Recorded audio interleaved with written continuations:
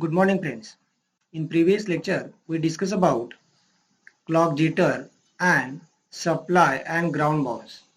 These two are important concepts and issues in digital design.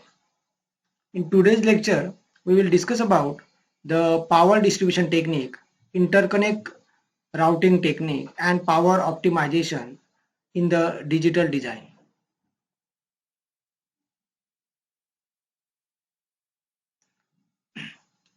As power is very important factor for digital design, hence power distribution presents the several significant problem in the digital design. Hence it is one of the important issue while implementing the digital system on chip design.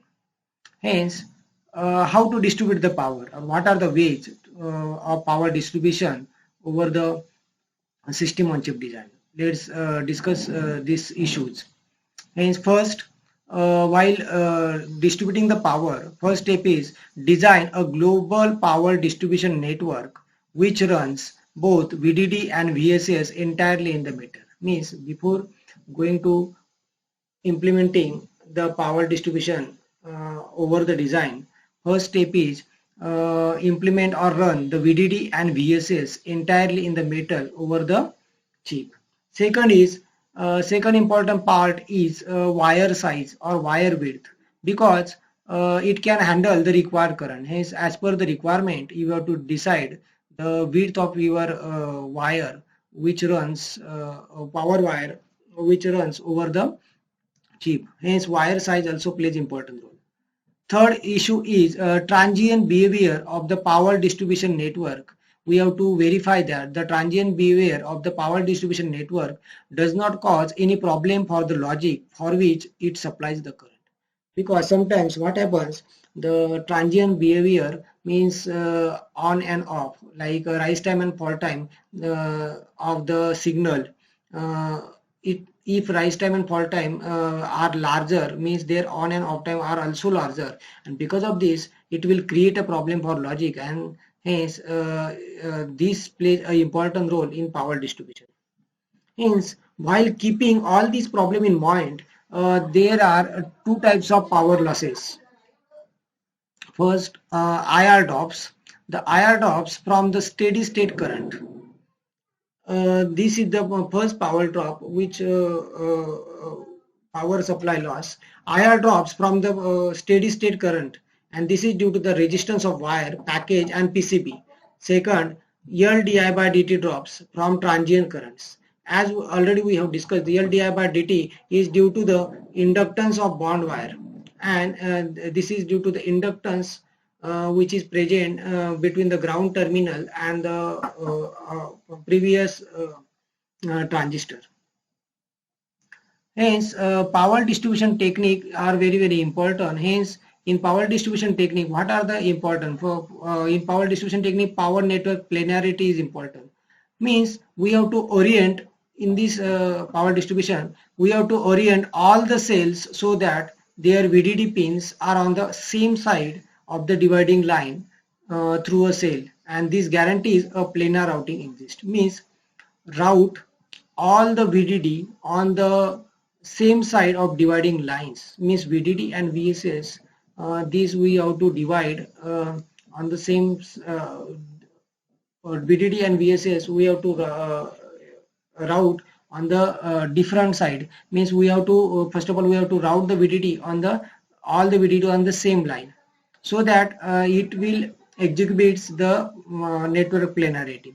Second important issue is metal migration and wire surging.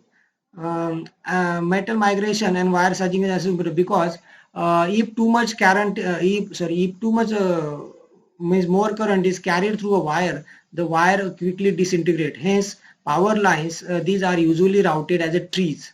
As given in the left side diagram, you can see power lines are routed as a trees with power supply at the root. Means power supply at the root means at upper line you can see the VDD power lay, and at the lower means bottom side you can see a VSS power lay.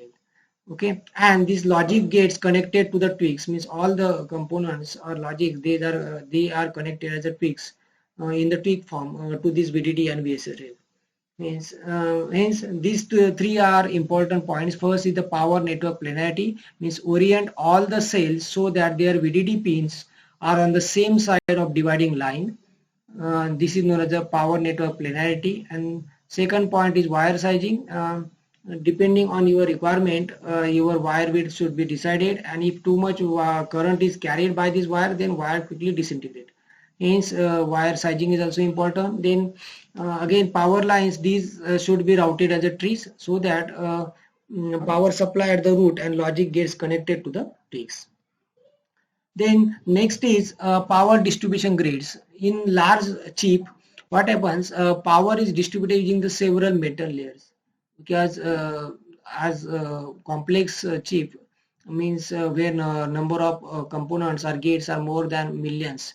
Here power is distributed using the different metal layers. Hence upper layer is larger in both, means height and width of the upper layer is larger, and while layer which is closer to the silicon means bottom, they have smaller width and height. In such a way we have to distribute the power, means upper layer having the large current large current carrying capability, hence its width and height must be larger, and while lower which is layer which is closer to the silicon having lower current capability element, hence they have the smaller width and height. Hence global power distribution happens on the upper layer, where connections on the lower layers move toward down to the circuit. Okay, means upper layer plays an important role while distributing the power in the complex circuits, and which layers which are nearer to the ground or silicon silicon material, or means you can see a bottom layer, these are plays important role for connections or power down to the circuits. This is about the power distribution technique and what precautions or what ways we have to consider while distributing the power over the chips. Now next is interconnect routing technique. Now interconnect is also important point. Interconnect means connections between the two different blocks, two different elements, how the routing of wire should be taking place. Hence for that purpose different algorithms are used. Hence chip level wiring design is divided into the two phases, means wiring or routing is divided into two phases. First global routing and second is the detailed routing. Global routing assigns wires to the routing channel between the blocks, means between two blocks or more than two blocks, whatever the routing or wiring done is known as a global routing. And second, detailed routing. Detailed routing designs the layout for wiring. Detailed routing designs the layout, how the wire should be connected. That layout means what is the path it should follow. This is known as the this all comes under the detailed routing. Global routing. In global routing uses the routing algorithm like maze and line probe. These are the very popular algorithms. These are used in the global routing, and they utilizes the utilization as a matrix. You can say on the right hand side what are the ways how the different blocks are given, and the dotted line shows the global routing. Here most probably we are using the line probe routing, where arbitration shaped routing regions are used. Arbitrary shaped routing regions are used. Okay, and line probe routing is most probably used. Then second, next type of the routing is the switch box routing. Here it is used to route the wire between the intersecting channels, means when two channels are intersecting, to route such channels we have to use the switch box. Track assignments at the end of channels. Here track assignments is done at the end of channel, and that define the pins for the switch box. Okay, and it is often possible to define the channels without requiring the switch box, but switch boxes may sometimes be necessary in the floor planning. Hence, a switch box is formed as the interconnection of two channels, where that switch box routing is probably used to route the intersecting channels, and here track assignments are done at the end of the channel. And this is about the switch box routing. Now, third important topic of today's lecture is power optimization. Means what are the ways how to optimize the power, how we can save the power losses, and many more.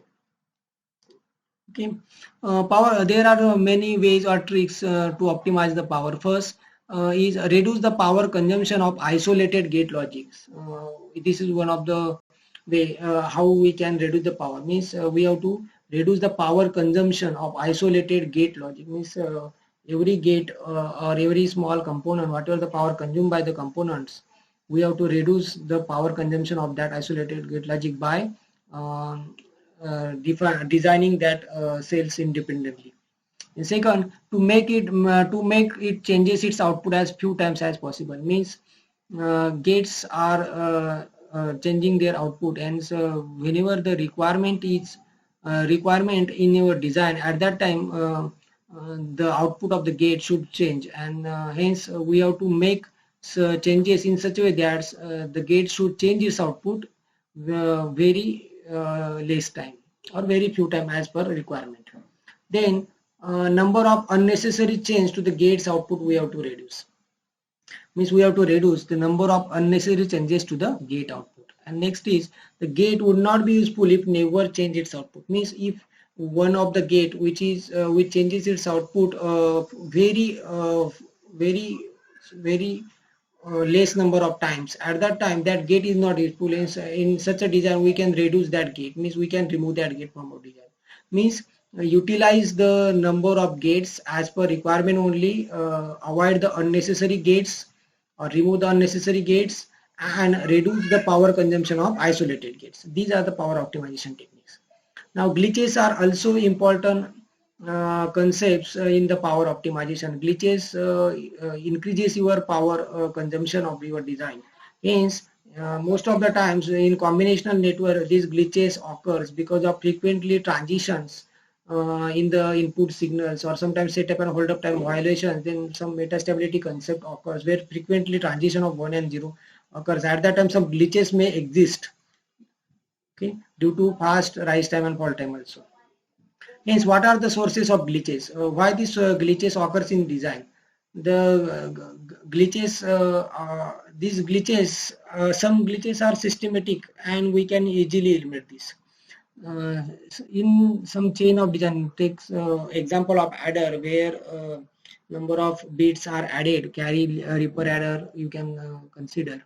Here, a long chain is provided here to add the bits. Okay, and in such a case we can reduce the number of steps here by using the balance tree, and we can avoid the glitches also. Means we have to find out the ways how we can reduce the glitches. Again, as we have talked, we discuss about how we can avoid unnecessary changes in the gate values, and for that purpose we have to estimate the signal probability in the network. Hence, there is a need to estimate the signal probability in the network. Is what is the signal probability? The signal probability is nothing but probability that the signal becomes one. When the signal becomes one, means we have to find out the signal probability of the particular signal when the signal becomes one, and it is uh, noted by PS. Hence, we have to also find out the probability of transition when it switches to 1 or 0. Probability of transition is written as a PTR, S, probability of transition of signal S, and it can be derived from the signal probability, means when the signal switches becomes 1, assuming that signal value on the clock cycles are independent, means it does not depend on the clock. Hence PTRS is equal to 2 times PS 1 minus PS. This is the formula to calculate the transition probability. 2 times the probability of signal that becomes 1 multiplied by 1 minus probability of signal that becomes 1. This is hence signal transition probability and signal probability also plays important role to find out when the gate output is going to be changed. Hence, there are two ways to calculate this signal probability. and power consumptions. Means how we can calculate the signal probability and power consumptions. And these are nothing but the delay independent and delay dependent power estimations. First is the delay independent and second is the delay dependent power distributions. Power estimation. Okay, these are the analysis base. Means analysis base, the analysis which is based on the delay independent signal probability. It is a less accurate compared to the analysis which is dependent, which is using the delay dependent. Hence, means delay dependent analysis is more accurate if we compare to the delay independent. But one more advantage for delay independent, that delay independents are, they are computed more quickly because they are not dependent on delay. Hence, their computation takes very small time. Hence, what are the trade-offs in this power estimation? What are the ways how we can reduce, optimize the power? But again, there are some trade-offs in the method. There are different methods to estimate the power. Hence, time or accuracy trade-off or power estimation track. Those for delayed estimations are, as we can use the different methods: circuit level method, switch level simulation, and logic based simulation. Circuit level method, these are the most accurate power estimation method, but they are costly. Okay, they provide the accurate result, but again, circuit, it takes more time, and these are costly because of individual designer contribution is required. Then switch level simulation, this is somewhat less accurate. Means switching logic of every gate, switching logic of every component is observed and analyzed by using the simulation tools, and it is less accurate, but it is an efficient meter. We can means it gives the efficient output. And third is the logic based simulation. It is a less powerful, but it can handle large document. For larger network, if it's a complex and larger network, then you have to use the logic based simulation.